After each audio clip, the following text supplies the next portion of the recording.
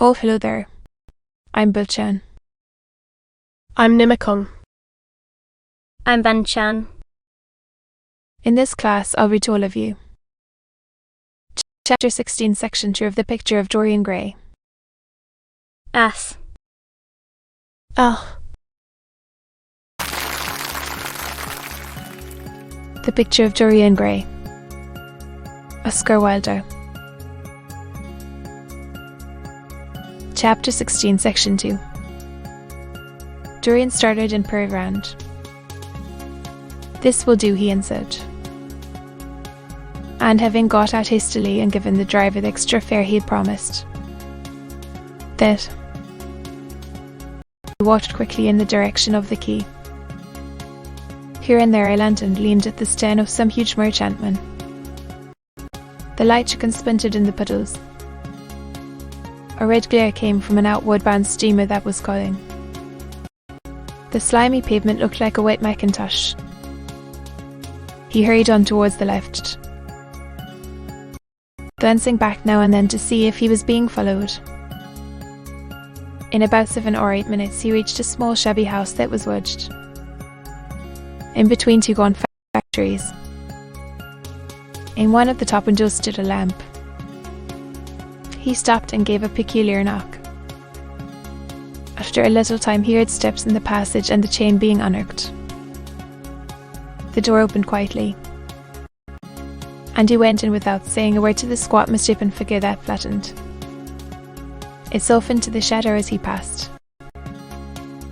At the end of the hall hung a tattered green curtain that swayed and shook in the gusty wind which had followed him in from the street. He dragged it aside and entered a long low room which looked as if it had once been a third-rate dancing saloon. Show-flying gas jets, dulled and distorted in the fly-blown mirrors that faced them, were arranged round the walls. Breezy reflectors of robe tin backed them, making quivering discs of light. The floor was covered with ochre-coloured sawdust, trampled here and there into mud, and stained with dark rings of spilled liquor. Some Malays were crouching by a little charcoal stove,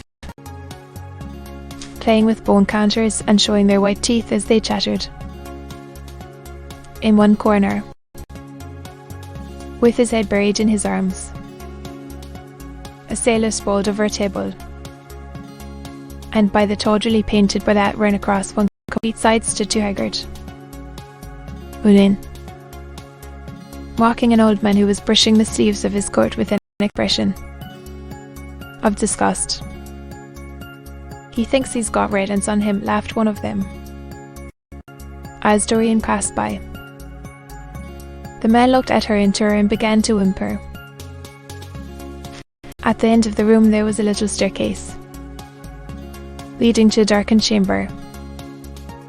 As Dorian hurried up its 3 rickety steps, the heavy odour of opium met him.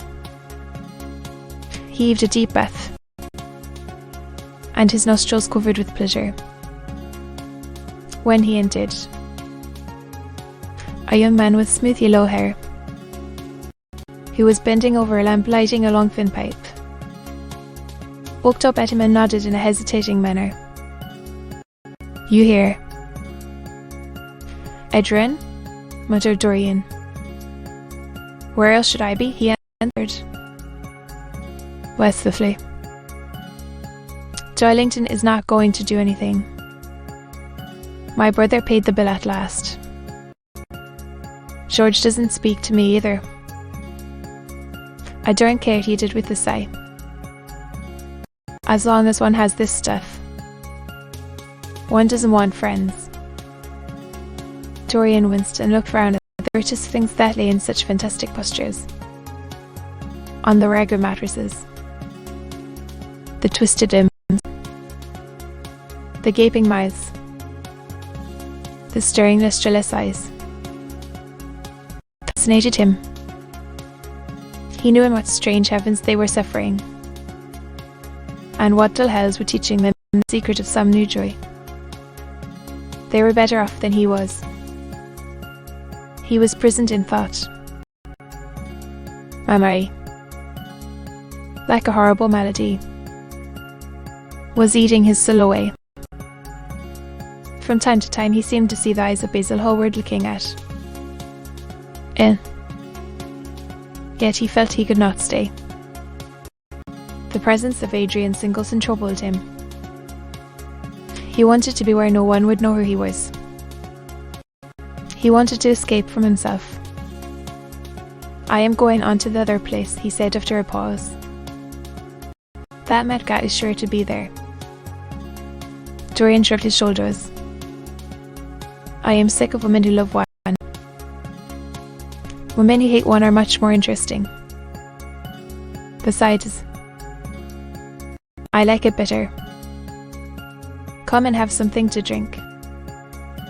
"I don't want anything," murmured the young man. Adrian Singleton rose up wearily and followed Dorian to the bar. A half-caste, in a ragged turban and a shabby ulster, crooned a hideous greeting as he thrust a bottle of brandy and two tumblers in front of them. The women sidled up and began to chatter. Dorian turned his back on them and said something in a low voice to Adrian. Singleton. A crooked smile, like a Malay crease, right across the face of one of the women. "We are very proud tonight," she sneered. "For God's sake, don't talk to me," cried Dorian, stamping his foot on the ground. "What do you want?" "Bye. Here it is." Two red sparks flashed for a moment in the woman's sudden eyes. Then flickered out and left them unglazed. She tossed her head and raked the coins off the counter with greedy fingers. Her companion watched her enviously. "It's no use," sighed Adrian Singleton. "I don't care to go back." "What does it matter?" To be continued.